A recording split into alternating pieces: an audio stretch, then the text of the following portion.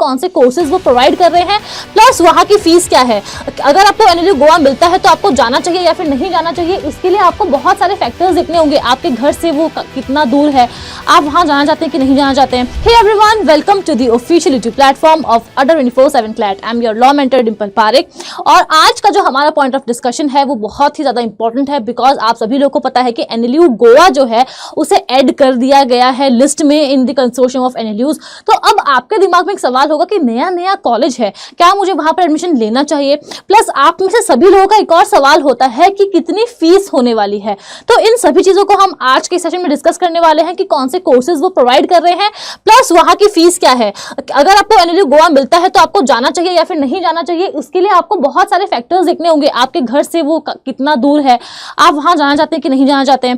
Plus सबसे ज्यादा importance जो यहाँ पर रखता है वो ये कि फीस वहां की कितनी है। ठीक है, तो अगर हम लोग यहाँ पर बात करें कोर्सेज की, तो कोर्स में 5 ईयर लॉ में आप देख सकते हैं BA LLB ऑनर्स और BBA LLB ऑनर्स दोनों ही ये प्रोवाइड कर रहे हैं आपको। तो अगर आप दोनों में से कुछ भी करना चाहते हैं तो आप डेफिनेटली वहां पर एडमिशन ले सकते हैं। बट जो एक बेसिक फैक्टर आप लोगों को हमेशा ध्यान में रखना होता है और आप लोग ध्यान देते हैं जिसपे, वो है कि आपको कितनी रैंक चाहिए होगी, प्लस आपको कितने पैसे वहां पर खर्च करने होंगे, आपको कितनी फीस वहां पर देनी होगी। तो एक इंटरेस्टिंग चीज हमें यहाँ पर देखने को मिली वो ये कि वो बाकी सारे कॉलेजेस में नहीं होती है, बाकी एनएलयूज में नहीं देखने को मिलती है। बट यहाँ हम ये देख रहे हैं कि आपकी जो फीस है वो डिपेंड कर रही है कि आपकी ऑल इंडिया रैंक कितनी है। अगर आपकी ऑल इंडिया रैंक 1st से लेके 200 तक है तो यहाँ पर अगर हम लोग पूरे के पूरे 5 सालों की बात करें तो इतने पैसे आपको वहां पर देने होंगे, यानी कि 32,20,610 रुपीज आपका पूरा 5 सालों का पूरा पैकेज बनेगा। वहीं पर अगर हम देखें, अगर आपकी ऑल इंडिया रैंक 201 से लेकर 1000 तक है क्लैट में, तो आपको 5 सालों की फीस पे करनी होगी 33,39,065 रुपीज। वहीं पर अगर आपकी जो ऑल इंडिया रैंक है वो 1001 से लेकर 2000 तक है क्लैट 2025 में, तो आपको फीस भरनी होगी 34,63,750। एंड अगर उसके नीचे आपकी रैंक है, यानी कि 2000 से लेकर के एनीवेयर बिटवीन 10,000 है, तो आपको 36 लाख रुपीज यहाँ पर देने होंगे। तो हम यहाँ पर क्या देखने को मिल रहा है हमें कि जितना कम आपकी रैंक है, यानी कि जितनी आप नीचे जाते जा रहे हैं रैंक वाइज, उतनी ही ज्यादा आपकी यहाँ पर 5 सालों की फीस जो है वो बढ़ते जा रही है। वहीं पर आप देखेंगे कि अगर आपकी रैंक कहीं पर भी 10 से 15 हजार के बीच में है तो आपको यहाँ पर लगभग, अगर मैं बोल दूं तो आपको 39 लाख रुपीज देने होंगे। अब सवाल ये उठता है कि is it worth the hype, क्या आपको वहां पर जाना चाहिए। तो देखो ठीक है, आप लोगों से बहुत सारे लोग बोलेंगे, इनफैक्ट मैं भी हमेशा बोलती हूँ कि एनएलयू जो है वो एक ब्रांड नेम है, जो टैग है मैं एनएलयू से हूँ वही सबसे ज्यादा मैटर करता है, वो बहुत इंपॉर्टेंट भी है। लेकिन जरूरी नहीं है कि हमेशा आप क्योंकि अभी जो गोवा वाला एनएलयू है ये अभी खुला है, कोई इंफ्रास्ट्रक्चर अभी इनके पास नहीं है टू बी वेरी ऑनेस्ट। तो उन सब चीजों को डेवलप करने के लिए आप देख सकते हैं कि आप ही लोगों से ये पूरे पैसे यहाँ पर लिए जाएंगे।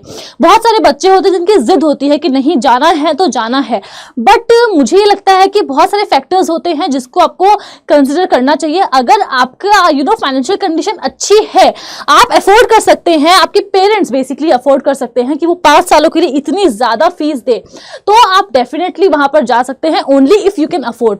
अगर आप नहीं कर सकते, आप सोच रहे हैं आप एजुकेशन लोन लेके देंगे, तो फिर मुझे ये लगता है कि आपको ये सारी चीजें करनी चाहिए।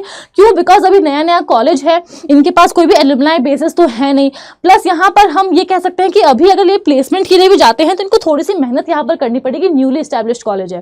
तो आप ये सोचो कि एजुकेशन लोन लेकर के उसके बाद अगर आप भर देंगे बाद में इस चीज को प्लेसमेंट होने के बाद, तो ये मुझे कहीं ना कहीं थोड़ा सा ब्लीक चांसेस यहाँ पर नजर आ रहे हैं, बिकॉज अब ये पहला ही बैच आप लोग होने वाले हैं इस कॉलेज के।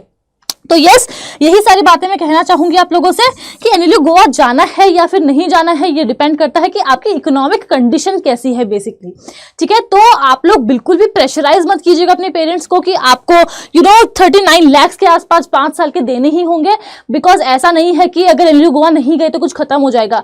आपके पास और भी बहुत सारे एग्जाम्स है जिनको देकर के आप अच्छे कॉलेज में एडमिशन ले सकते हैं, इनफैक्ट गवर्नमेंट कॉलेज में ही एडमिशन ले सकते हैं। सो यस, आई होप कि आप सभी लोग इन चीजों को कंसिडर करेंगे।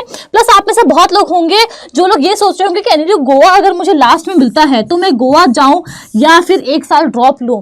तो आई वुड सजेस्ट कि आपको 1 साल ड्रॉप ले ही लेना चाहिए और अपनी आगे की तैयारी करनी चाहिए। सो आप में से अगर कोई भी है जो हमारे साथ जुड़ना चाहता है और नेक्स्ट ईयर NLU तक पहुंचना चाहता है, तो हमारा फाउंडेशन बैच बहुत जल्द ही स्टार्ट होने वाला है। आप हमारे फाउंडेशन बैच में एनरोल कर सकते हैं और आपको कोड कौन सा यूज करना है, कोड यूज करना है DIMPLE Dimple to avail maximum discount. And अगर आप मेरा कोड यूज करते हैं to get enrolled in this batches, तो आपको मुझसे पर्सनल मेंटोरशिप और गाइडेंस मिलती है। और आपको ये पता ही होगा कि मैं खुद एक NLU से पढ़ करके आ चुकी हूँ और आज आप लोगों को पढ़ा रही हूँ। तो अगर मैं आपको गाइड करूंगी तो डेफिनेटली वो आपके लिए बहुत ही ज्यादा फ्रूटफुल होने वाला है। So yes, that is all about it.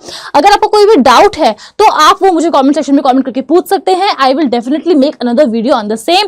Plus अगर आप चैनल पे पहली बार आए हैं तो सब्सक्राइब करना बिल्कुल भी नहीं भूलेंगे। Thank you so much.